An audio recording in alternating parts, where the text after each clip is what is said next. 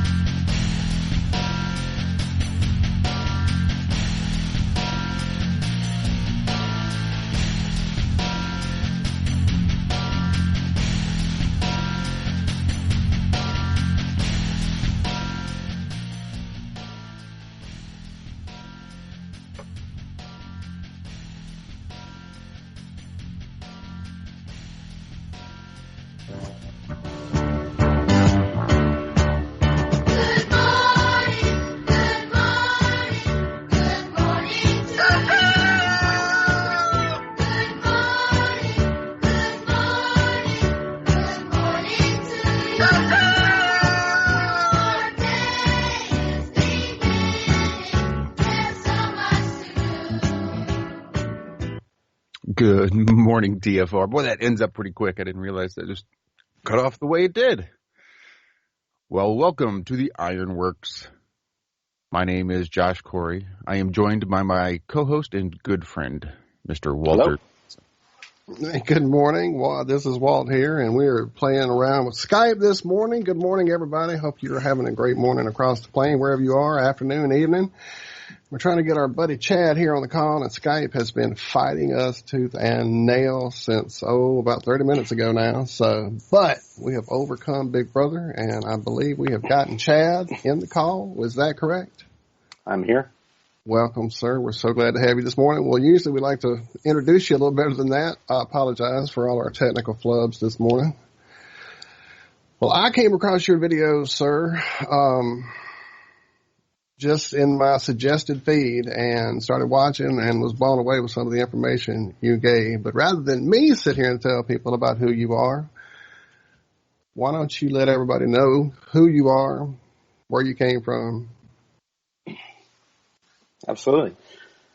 So I'm kind of new to the whole having a YouTube channel thing. It's just been really in the last couple months. I think that I finally just hit a point of, getting tired of sitting on the bench and want to get in the game and at least start to, weigh in on some of these subjects that I think matter a lot to us right now. And so, my background's actually in construction. I live out here in Texas, North Texas, but I also have had the experience of going through all the degrees in Freemasonry.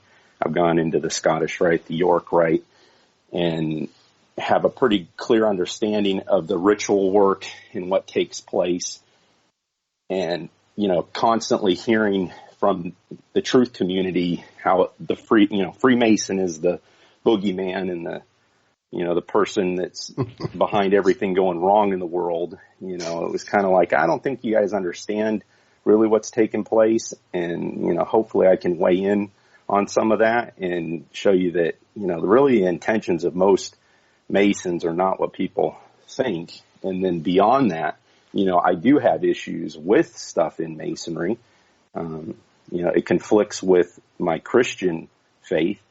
And I think that most Masons aren't aware of really the esoteric foundation of, the degrees and what we're doing. Most of the guys in our lodge are, if you ask them, they would tell you they were Christian. They believe what they're doing is Christian. They, this is their understanding of what's taking place. When lodge is open, there's the Bible in the center of the lodge room on an altar, and, your degrees taken on that Bible, your obligations done, with your hands on that Bible. And so they view what they're doing is, truly right in the eyes of God. But then when you go into the Scottish Rite, when you go through those degrees and they start trotting out Egyptian deities, and you start seeing the death, burial, and resurrection depicted in a much deeper context, you start to understand, okay, this really isn't, what it's portrayed as.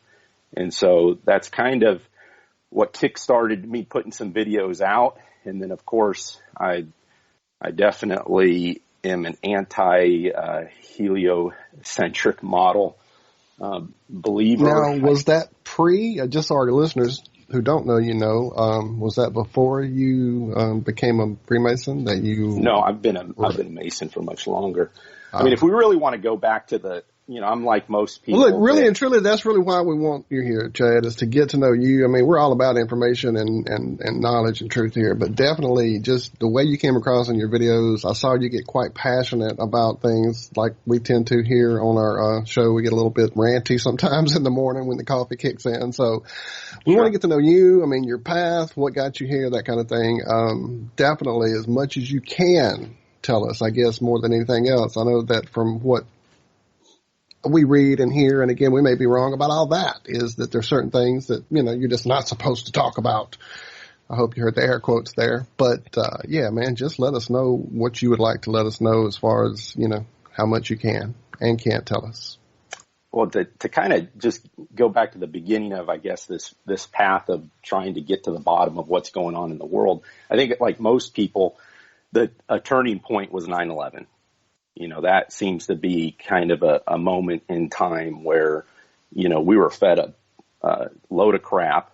And for those that wanted to really do their research and get to the bottom of things, we had this great, wonderful thing, the internet, and it allowed us to really pass that information on. And at that time in my life, me and my roommate, we knew something wasn't right with what was going on. We knew that there was a lot of propaganda, and I think we'd watched a movie, Waking Life, and there's a scene in that movie where they have Alex Jones, of all people, bullhorning the city as he's driving through town. Yes, and I'm listening to that going, who is this person? This is so in line with like where I'm at this point. And, this is two sides of the same coin. And that's what, that's kind of how we were at. And we found out who it was, and I remember ordering probably like 10 of his DVDs, or they weren't even DVDs. I think they were VHS. Back when it was still, yeah, it was, and watching them, and it just, my wife, who was my girlfriend at the time, after watching those, and I just, unloaded on her, and she thought, you know what, this is it. I've lost him. He's gone to the to the dark side. This is, she just thought I lost my mind, and that really, put me on a path of just trying to, really just get to the bottom of what's going on. And, we always heard that, you hear Freemason, the astronauts are Freemasons, this person's a Freemason, even right now, the big thing, Trump's a Freemason. And, it just, I relocated out to Texas, and, about 10 years ago, I was introduced to, a couple of my clients turned out to be Freemasons from this local lodge here in town, and they're great guys. And, my curiosity of just wanting to know what's going on behind those closed doors, when I got a chance to go down there, they'd called me to help them out with something, and I jumped on it. I've never seen inside a lodge room. I've never really had a chance to talk about Masonry with a Mason. And I took that opportunity and got to know a bunch of really good guys, and it challenged my preconceived idea. I would have said before then that Freemasons are Luciferians and that they're intentionally misled. And until you get to about the 17th degree in Masonry, that's when you're let in on the big secret that Lucifer is the bearer of the light, and they're all serving Lucifer, and that's what they're doing. Now, are you saying that in context of your story, or is that actually what happens? I'm saying that in the context of what I thought. What people think, right? Okay, I just wanted to clarify. What I thought. I mean, right. It's what I thought. Well, that's what a lot of people think, is that it starts out all goody-goody and friends and, having a good time and helping the community, and there's the Bible, and suddenly it all goes bottom up, I agree. And my curiosity, has clearly gotten the best of me to where I just wanted to know. At some point you have to understand that somebody's going to have to make a choice. Like what the Bible says, you can't serve two masters, right? And so it was hard for me to wrap my mind around, that these guys are all Luciferians and they're all serving Lucifer, but they're going to church on Sunday mornings and they're, active in the community, and they call themselves Christian. What's going on? Why are they leading these double lives? And we had one gentleman in the lodge who is a 33rd degree Mason, an older gentleman, white hair, one of the nicest guys that you'll come across. I mean, he'd give you the shirt off of his back.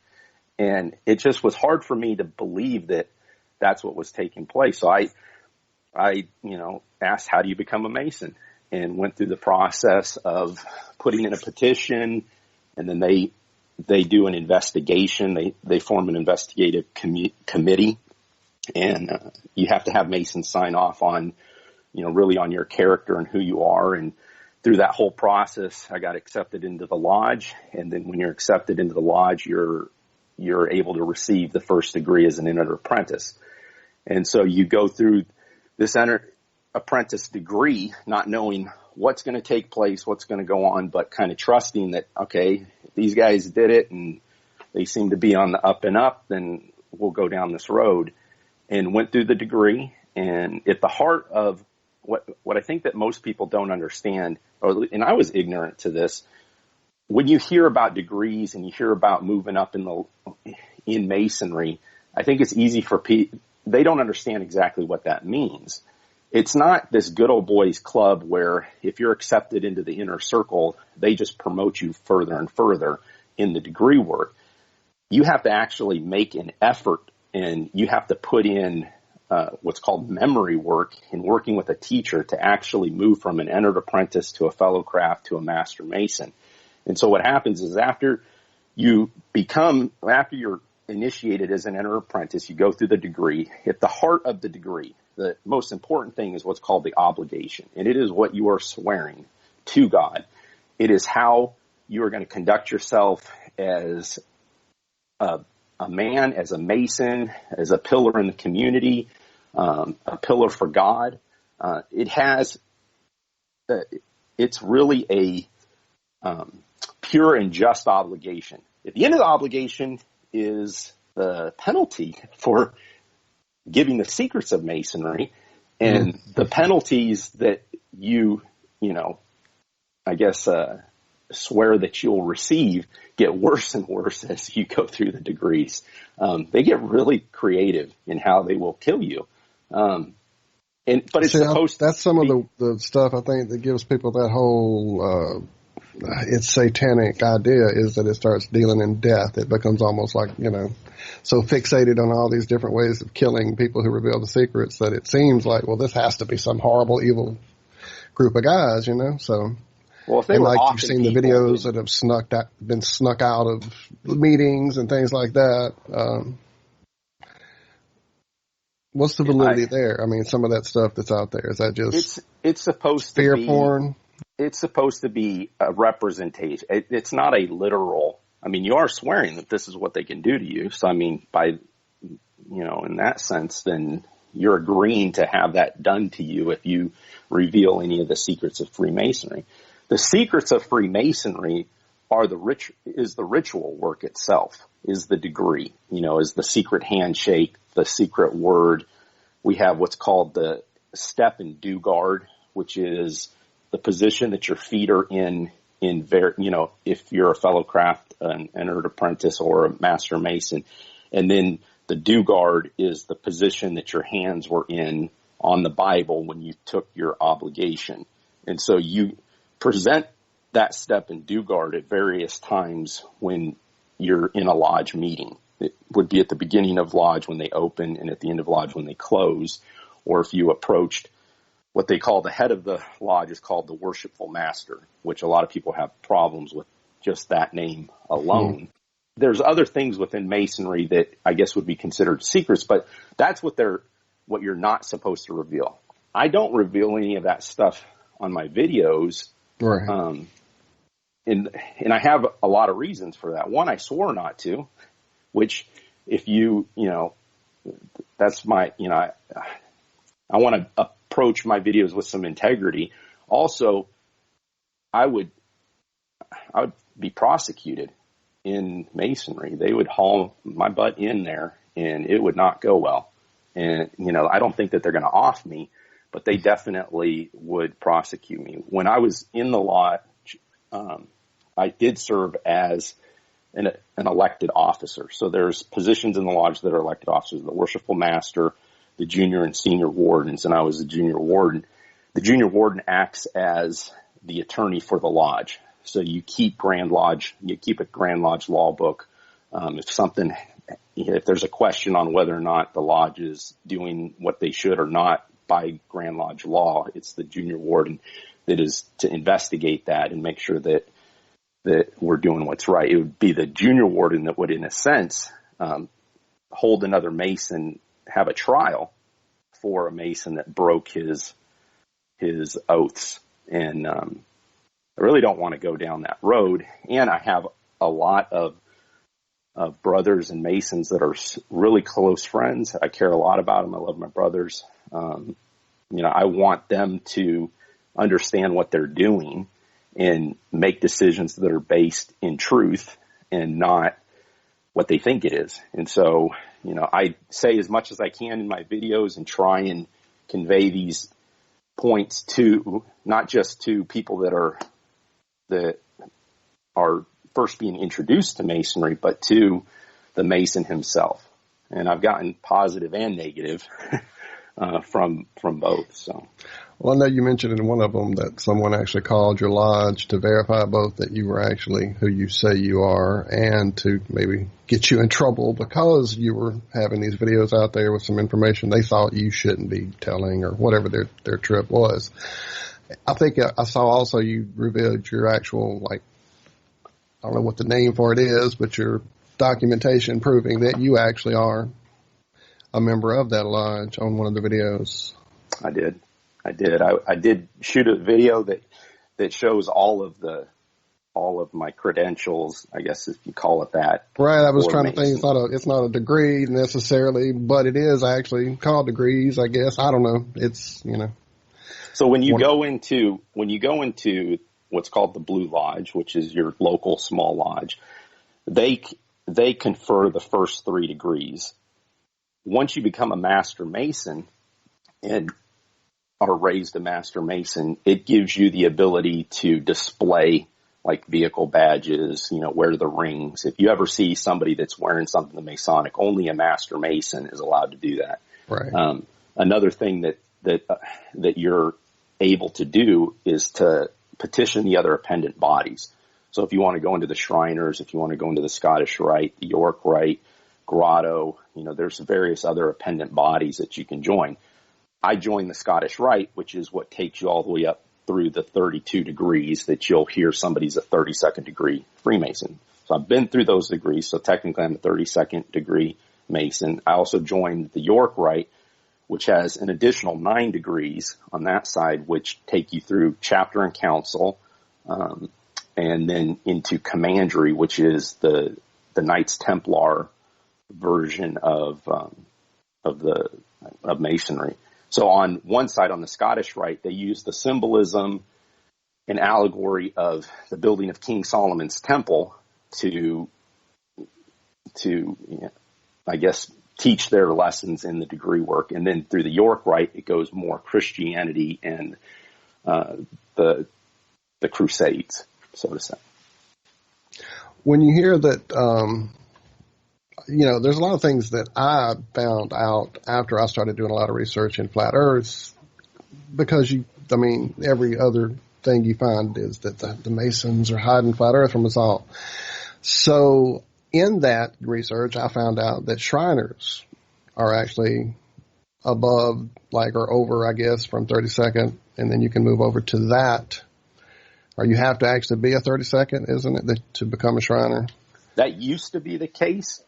And I don't know how many years ago that changed. Well, this would have been the 70s for me, because my father was actually a Shriner. And then when I found this out, it was like, what? This above 33? How? I was blown away. He's passed, so I had nobody. I had no way to ask him, so I went to my mom. And she said, yeah, mid-70s. He was at least a 32nd then, because she actually had to borrow the money for his dues from my grandmother, some story like that she remembered that specifically, and that was in the mid-70s. So finding that out kind of freaked me out, because he left that organization in the mid-80s and basically went and built a church and just changed his life completely. And I don't know, that's a story I've told, and we can talk about that later. But yeah, just finding out that was even the higher levels of things. Most people think that, don't even know that back then. Now, what's different now? What's changed? I think it just boils down to these organizations are losing numbers, and requiring somebody to be a 32nd degree Mason was just limiting the amount of membership that they could have. Right. And without those dues coming in, really, even with a Blue Lodge, if a Blue Lodge is upside down in their finances, they could end up closing and be absorbed into the closest lodge to them. And so I think that's the reality of these other appendant bodies. Most Masons only go to only become a Master Mason. And it's just, I think, maybe a time factor. You could very quickly find yourself doing something every night of the week in Masonry. And it's just the decision that most of them stop at the Blue Lodge. And that's where their education in Masonry ends as well. And it takes going into the Scottish Rite. It takes really educating yourself, that continuing education, and getting into the literature, especially by like Manly P. Hall and Albert Pike, and who really had the largest influence in modern day Masonry, and see what it is in these degrees. What is it that it's truly representing? It's not Lucifer. That's not what Masons are worshiping. There's a misquote that everybody uses that's in Morals and Dogma.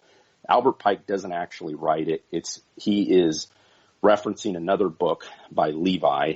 The History of Magic is the name of that book, where it talks about Lucifer, the bearer of the light.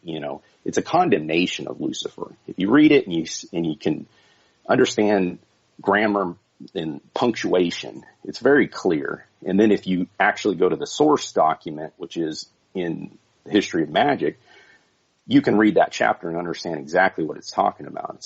It's a condemnation saying, how is this evil being, Lucifer, considered the bearer of the light? It's a conflicting statement. And most people use that as a reference to prove that Masons are really serving Lucifer. That's truly not the case. Masonry has its origins in a Kabbalistic, ancient Egyptian, and Babylonian mystery school rites. I mean, that's what it boils down to. In the third degree, the term being raised to Master Mason, you are representing the death, burial, and resurrection of Hiram Abiff, the master, the master builder. And you go through this whole ceremony to, as Hiram Abiff. And at the end of each degree, there's always what's called like a lecture. And you'll sit down, the candidate will sit down, and in our lodge, they do it with an overhead projector. And they go through the degree in what it all represented. Because, when you're going through it, typically for a large portion of it, you're blindfolded. And so you really don't know exactly what you're doing or what the other officers in the lodge are doing at the time. So they walk you through all of it. Well, one of the images that they show you is the weeping widow. And the weeping widow is standing there next to a broken column representing Hiram Abiff, holding a sprig of acacia, and Father Time is behind her, consoling her. And, we're taught in that degree that it's supposed to just represent, our immortality and,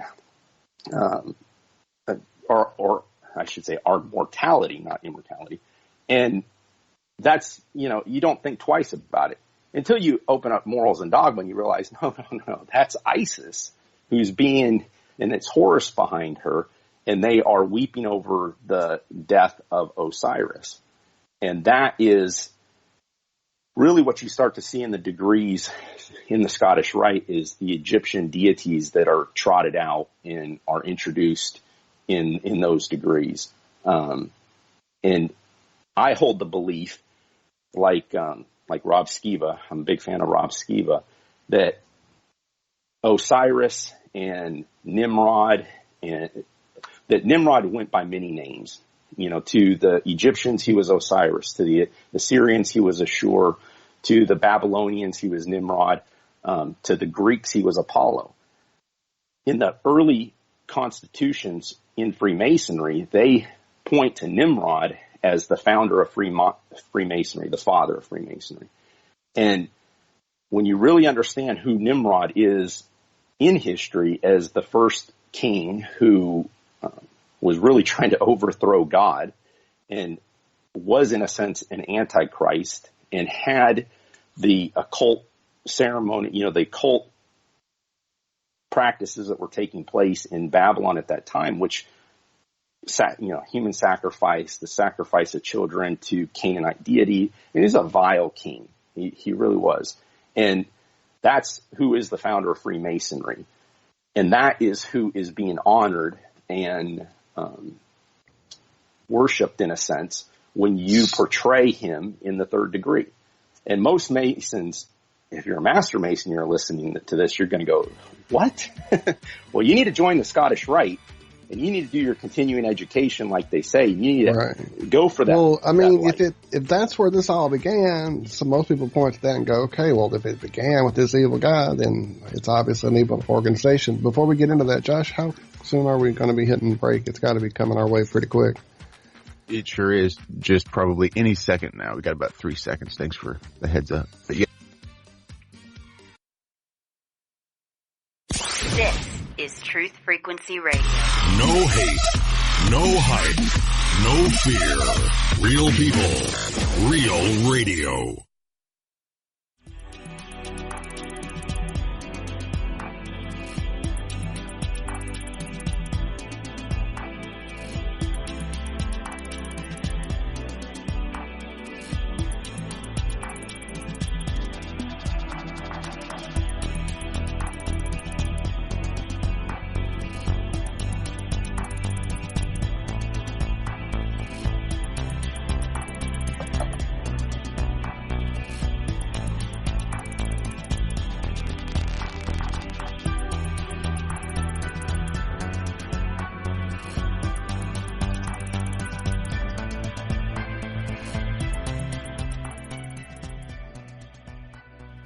And welcome back to this second segment of the Ironworx.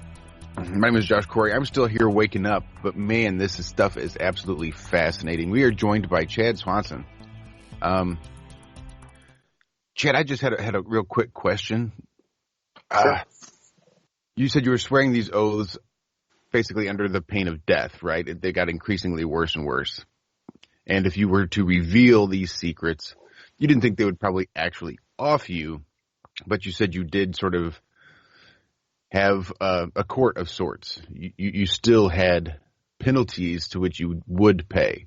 Is it something you could sort of discuss, what other sort of beyond pain of death or besides the pain of death, what sort of penalties a Mason might incur for sort of any infraction, really? I'm just sort of fascinated by this whole separate court that they are holding. Depending on what part of the country you're in or what town, I mean, it could have real serious effects. I mean, if you're a business owner or something, I mean, you could have Masons, if they were in powerful positions, that would potentially try and ruin you. I don't, I know that that's an actual possible thing. To give an example, there's a town that sits up next to us, and when you're actually being voted on to become a member in the lodge, they pass around a box, and there are balls of 2 different colors that are in this box, and there's a white ball in it. Everybody, if your vote is yes, you place a white ball. If your vote is no, you place a black ball. That's where the term being blackballed comes from, which most people don't know that. But in this town, there were police officers that were giving tickets to Masons, and so any officer that tried to petition and join the lodge would get blackballed, and this went on for years and years and years, that they would not allow them in the lodge. So, they can do things outside of the lodge to you, to your reputation, if they felt like they needed to. I'm not afraid of that by any of the men in the lodge. They're good men. I think that they would be highly disappointed in me. It's Grand Lodge that would really bring up charges, which is interesting because somebody who had watched my videos sent an email into the lodge wanting to know if the lodge supported what I was saying, if I was a member, if I sat as an elected officer, things like that. And that morning I get a call from a past master of the lodge. And, if he's calling me at 8:00 in the morning, I know what this is about. And he also is the deputy district manager for Grand Lodge. So he represents Grand Lodge in this district. And he's a very, very intelligent person. He actually writes for Masonic publications. And he called me and we visited for about 30 minutes. And he felt that although he might not agree with what I'm saying, he didn't feel I was violating any of my oaths. I wasn't giving away any of the real secrets, and he was okay with it. Which, if he wasn't okay with it, it would go up the chain of command, and they would want me to come in and explain myself in a sense. So, Chad, do you see a situation where they would, not that they necessarily will, but if they decided that, okay, well, maybe you've revealed too much or you're revealing too much, we need you to go ahead and take down your channel, delete all those videos, and call it done. Is that something you'd be prepared to do? No. Wow. I say good. There's a line in the sand that I've drawn, and I feel like I'm honoring my obligation in that I'm supposed to assist, aid, do everything in my power to help a fellow Mason. And by me giving them the truth, I feel like that I am actually doing what I'm supposed to. If they want to hold me accountable for that, then so be it. But I'm not going to stop. Well, I think this is definitely the type of thing that a lodge needs if they're looking for membership. They need to peel back the veil just a little bit, right? They need to get some more information out there. And so I can't imagine they're going to have too much of an issue with what you're doing, provided you're not revealing secrets, because what you are doing is providing information. And that's one thing that is sorely lacking out there on all fronts. But if you're trying to recruit members, they need to have at least a little bit of information out there. It's true. One of the things that is center to becoming a Mason is a term, it's of your own free will, which what that means is you have to pursue the lodge. The lodge is not going to pursue you. So whenever you hear somebody say that Masons were trying to recruit them or get them in or, solicit them, I don't believe that. That it goes against everything that a Mason is taught in the beginning, which is of your own free will and accord that you made the request to become lodge. You did it. In fact, years ago and in other states, they would deny you the first 3 times that you requested, just so that they knew that you were truly pursuing them. They're not going to pursue you. They really put it on you that it's of your own free will that you actually came to us. And for that reason, there isn't a campaign to solicit. The closest you're going to get would be like a bumper sticker that you'll see sometimes. It will have the number 2, the letter B, the number 1, and then it'll say ask and then the number 1. So it's to be one, ask one. And that is at the heart of, or that is the starting point of becoming a Mason, is you have to ask. Now, is it just a rumor that it takes asking 3 times before you're going to get a straight answer? No, that's just stories that I've been told from other states, or going back further. The further back in history you go, there, for that population, there was a larger percentage of Masons. Like here in Texas, all of the presidents of Texas were Masons, and it was like up to 80% of their cabinet were all Masons. In our town, our lodge, our lodge is the oldest organization in town. It's just what people, those numbers were up. Now it's, people, their lives are busy and they're just not as dedicated to going into Masonry and serving and doing the things that they do. So they have lost numbers in that sense. And so they, in our lodge, they promote the other appendant bodies because they know if they don't have members and they don't have dues, they're going to go under. It's kind of like the Odd Fellows. If you're familiar with the Odd Fellows, they're very similar to Masonry and they've almost completely died out. There is an Odd Fellows lodge in Grapevine, Texas, that they actually use the same, I think they use the same building, and a lot of the members of Grapevine Lodge are members of the Odd Fellows. But it's just, to me, I don't think that Masonry is just going to continue on indefinitely. So the idea that at some point Masons are given this secret knowledge of our world, the history, the true history of this world, that came to mind because one of the commercials that ran while we were on break there. Is that something that is factual, or is that just one of the mythological legends that is built up around some of the secrets that we don't find out?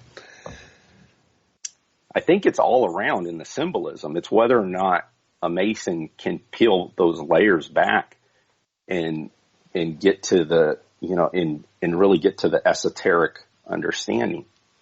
It really takes an effort to search for more light, to go for, to further your knowledge in Masonry. They don't just say, here you go, this is it, this is what you've been waiting for. It's all done in symbolism. There's no textbook. They just hand it over like, here you go. Yeah, right. They don't just go, you've made it to the, now let's, here we're going to tell you exactly what's going on here. No, it's all done in those layers of symbolism. It takes really getting, now if you got to the highest level, like a 33rd and above, I will never become a 33rd degree Mason, so I couldn't tell you that.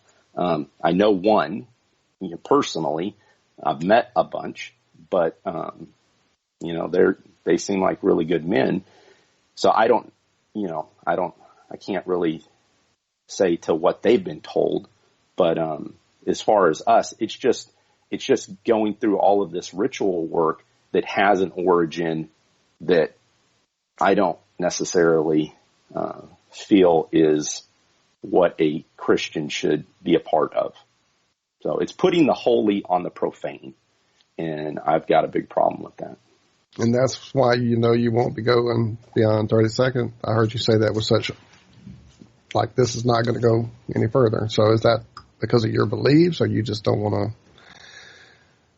I would never. So the 33rd degree is an honorary degree. It's not something you can ask for. They only vote on somebody who has really devoted their life to Masonry. And that is not going to be, I don't think with my YouTube channel, they're going to be okay with that. Right. Maybe so. Well, I notice, I guess a lot of people would want to know the big question. What is the secret about flat Earth that is or is not revealed in what you've learned there and all the degree work? Well, one of the things that we are, at least Masons, they really have to unpack what we're taught and what, like, the lodge represents. The lodge is supposed to be a representation of Earth. They have what's called like a trestle board, and you see these storyboards of all this Masonic symbolism, and they're meant to help in memory and help, say, the lecturer, go through a degree. So they all mean something in that degree. And one of the symbols that everybody knows and sees is the checkered floor, the black and white checkered floor. And it has so many different meanings. But when you look at these trestle boards and you understand the layout of the lodge, how the sun and moon, how they're represented, how they move in the lodge, everything makes sense on a flat plane. Makes no sense on a spinning globe. But in the lodge room, there is a globe.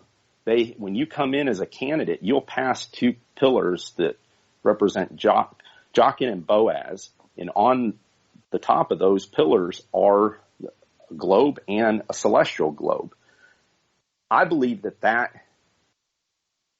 has been influenced by the Royal Society in the late 18th century, that they're astronomers and astrologers that influenced the beginning and really the formation of Masonry as we know it now. That was a symbol that they were holding on to, and they've put that in the lodge room, and it's perverted what we're doing because it conflicts with the actual motions that we are going through a degree. And if you want to take it just a step further, when you become a 32nd degree Mason, you are given a copy of Morals and Dogma by Albert Pike. And one of the things that he starts off with in the beginning is that the square and compasses are used to, the compasses to measure the heavens, but the square is meant to measure Earth as a plane. And at the end of Morals and Dogma, when talking about the 32nd degree, he goes right back to the beginning and brings up the square and compasses, and that they are used to measure a plane Earth, and that the ancients perceived Earth to be a plane. They're telling you, but they're not telling you. Right.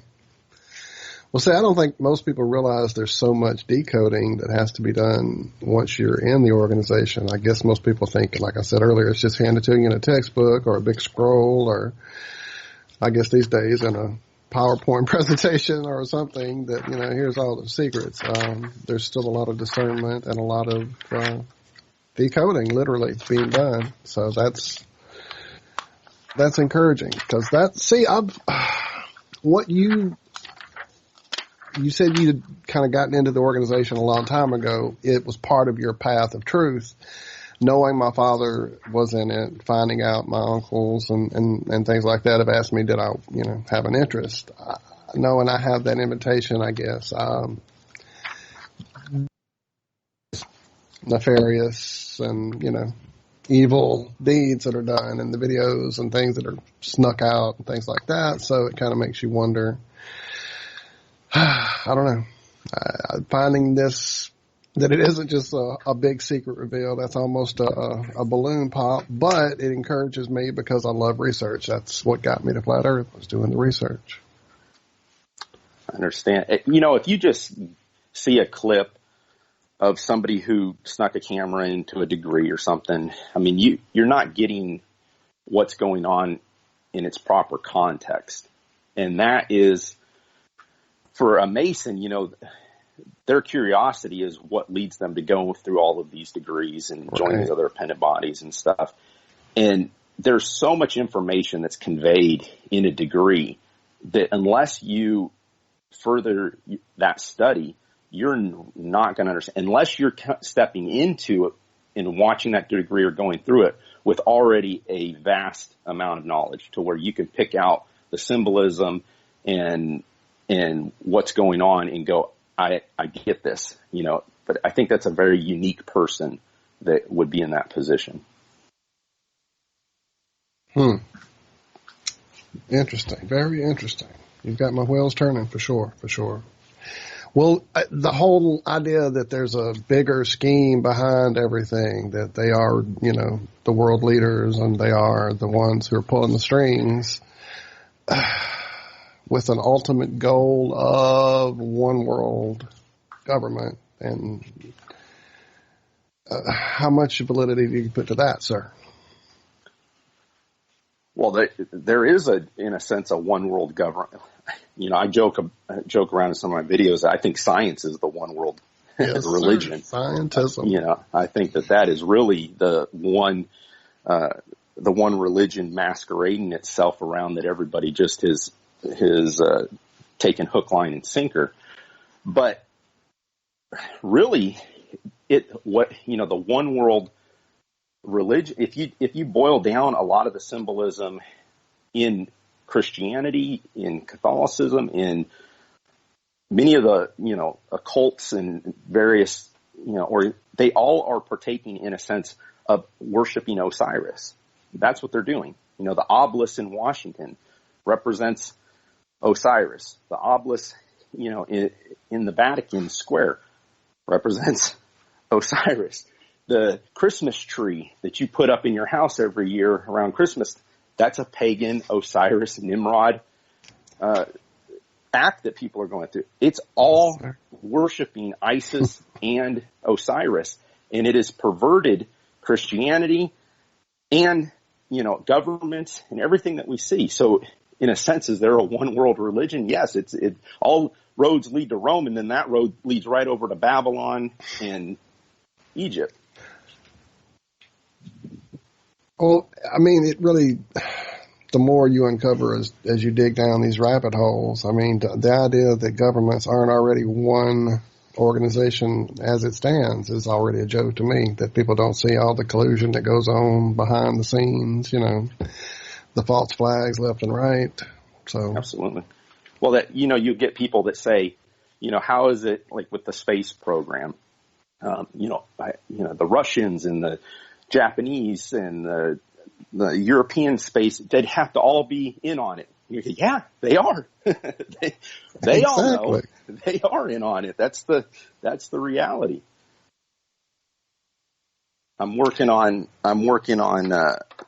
a video that I'm going to put out that has to do with NASA's. It really was the European Space Union program that launched the Rosetta probe, and that had the Phi Li lander and the Osiris camera on it. And it is a fascinating to look at the dates of when it launched, when it made, supposedly when it passed Earth for the first time, the second time, when it got out to Comet 67P, when it landed. If you take all of those dates and you compare them to the festival calendar of the ancient Egyptians, it is all coincides together with Isis, the story of Isis and Osiris in this ritual work that they're doing in the symbolism, through all of these dates. It is it's not by coincidence, is what I got to say. It is not by coincidence. And if that's coming out of the European space program, why is NASA also constantly giving us Roman Greco Egyptian mythology in what they name the missions? Why is there an Osiris camera on the, right. Why is that what it's called? It's just, they're showing us what they're doing, but you have to be able to unpack it and really get to the bottom of what it all means. Well, the space program itself and the idea that there are, the early days, Buzz Aldrin, pictures of him with the ring and wearing the apron and things like that, they are a big part of the origin, to me at least, what I've seen of NASA and the whole cover-up of what's really going on with this world we live in or own or whatever. Disney and Crowley and the whole gang that was there at the start of NASA, they were all doing rituals and I myself actually stumbled into some Scientology there for a while, reading some books and things, and then I found out that L. Ron Hubbard was out there in the midst of all those ceremonies too, So it's interesting that all these people are all worshiping these ancient religions.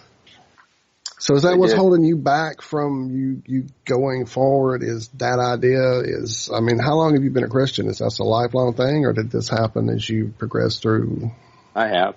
I was brought up in a Christian home, and it's always been something that's been a part of our life. I wouldn't, I have issues with Christianity and kind of the American church model. There's things that I don't necessarily, I think that churches are being misled as well. They become these, especially here in Texas, church is big business. Christianity is a big business. You see these buildings, you see the amount of money that they're bringing in and what they're doing. I don't necessarily think that is the model that God intended. But I am a believer in the Bible and Yeshua, and that is where my allegiance is to. And in the process of being introduced to Masonry and then understanding who the founder was, what we're actually doing in these degrees, that's where I drew the line in the sand. And that's where about 2-3 years ago is when I stopped going to lodge. I'm not gonna be part of a degree or a ritual that is honoring Osiris, Nimrod, an Antichrist. I'm not going to do it. We only have probably about 2 minutes left before we hit break. So leading into the next hour, the idea that, okay, everything goes back to these ancient deities. Okay, back in the day, I was doing a lot of UFO research, and I got into the Sumerian texts and all the stuff that it kind of leads you to believe with these beings being from out there somewhere. Well, when we find out there's not really an out there somewhere, that brings it back to the question of who were these people that were ruling over us back in the day? Who were these beings? Who were these deities, and where did they come from? Is that something that you guys get into as far as something you've discerned in your research, or is that still to be discovered maybe beyond 33? Well, I'm right in I clearly understand what you're talking about. It goes back to Genesis 6. The Genesis 6 conspiracy of the Watchers and the fallen angels coming down to earth. They're the ones that gave the sciences and really gave this knowledge that started the cults. When we get back from this next break, we're going to get into all that heavily. Real quick, tell everybody how to find you on YouTube, Chad. My channel is Chad Swans, SWANS, and if you look me up there, you'll see and find me, and definitely Are you anywhere else, Twitter or Facebook or any of those other lovely social sites? I'm just there right now, and we'll see how I branch out from there. I hear you. Well, everybody, we're talking to Chad Swans here on Ironworx on Truth Frequency Radio. We'll be right back with what's going on with some of these deities that were ruling over us back in the day. You can always give us a call here. I'm trying to find the number. I know I have it somewhere. It is 213-233-3998. Or in the UK, it's 4420-3393-2871. Thanks, guys. We'll be right back. Hello, YouTube. I hope you're well. Wherever you are, make it Truth Frequency Radio.